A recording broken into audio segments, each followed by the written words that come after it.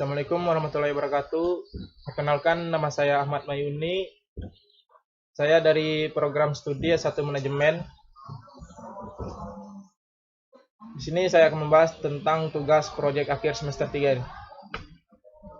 Di sini terdapat link saya.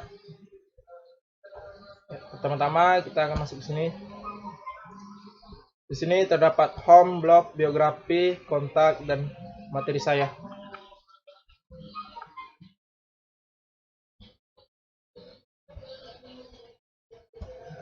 Di home kita akan ditampilkan dengan layar ini gambar.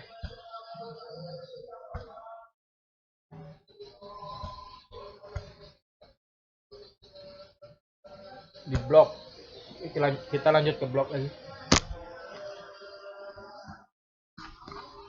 Berapa tuh?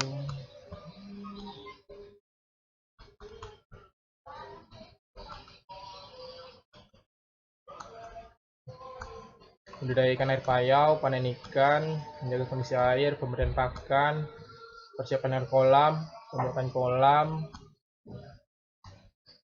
cara budidaya ikan bandeng, pemilihan lokasi kolam, penaburan bibit ikan. Biografi akan ditampilkan layar ini. Nama saya Ahmad Mayuni, saya berasal dari Tanah Pasir, Kalimantan Timur.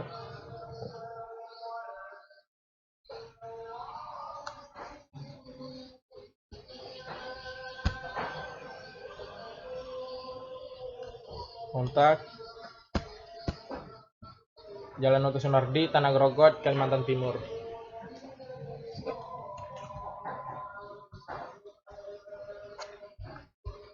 Saya akan membacakan materi saya.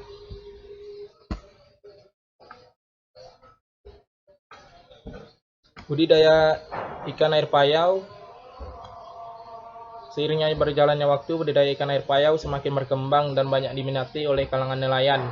Hal ini dikarenakan keuntungan yang besar yang bisa diperoleh dari budidaya ikan air payau. Budidaya ikan air payau bersumber dari laut dan sungai. Percampuran kedua jenis air tersebut menghasilkan air payau. Perbandingan antara air payau dan air tawar di tempat pembudidayaan biasanya adalah 50:50. Ada banyak jenis ikan yang cocok untuk dibudidayakan di air payau. Beberapa contohnya adalah ikan nila, bandeng, patin, kerapu, nilem, belanak, dan masih banyak lagi.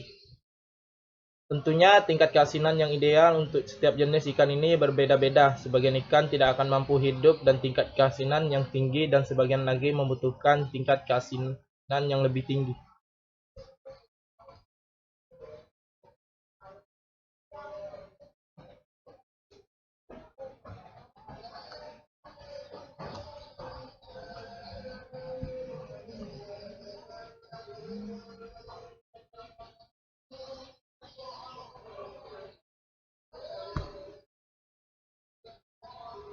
Pemberian pakan.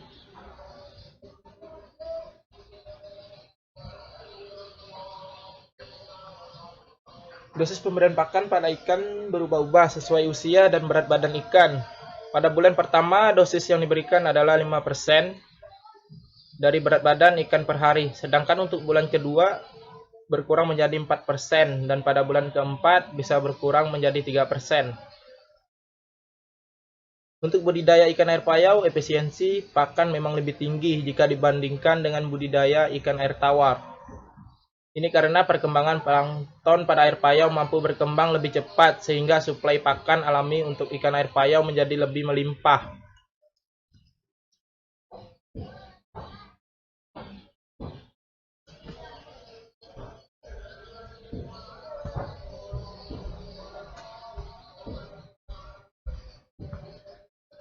Jaga kondisi air.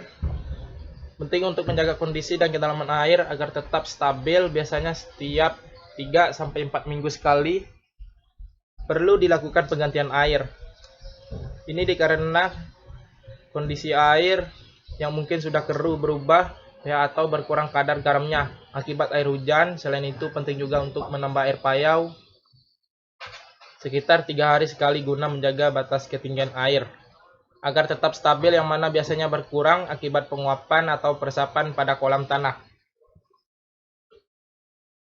Selain itu, perlu juga diperhatikan kesehatan ikan yang tidak hanya dilihat pada bentuk fisiknya saja, tetapi juga pada tingkat kestresen ikan untuk mendapatkan hasil panen yang optimal. Dengan rutin memberikan EM4 berarti secara tidak langsung sudah membantu dalam menekan laju pertumbuhan mikroorganisme patogen. Ini pemberian pakan fotonya.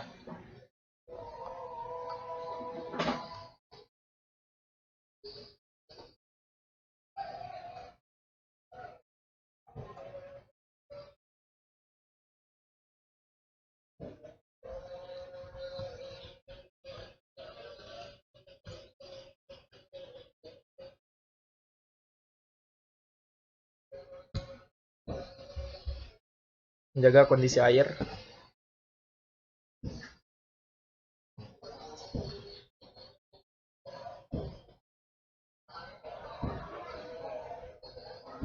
Pembuatan kolam.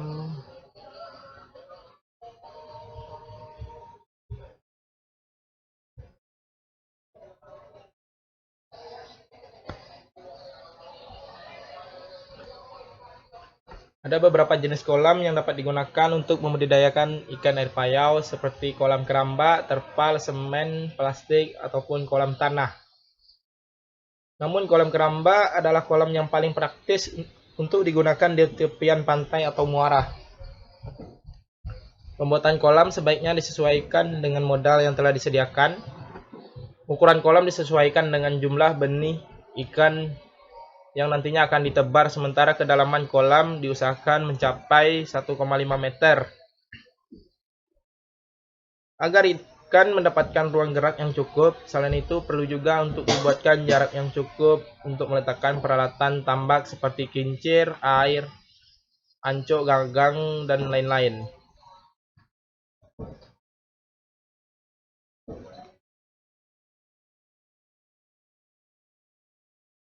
Ya, demikian dari penjelasan saya. Jika ada kekurangan, mohon dimaafkan. Assalamualaikum warahmatullahi wabarakatuh.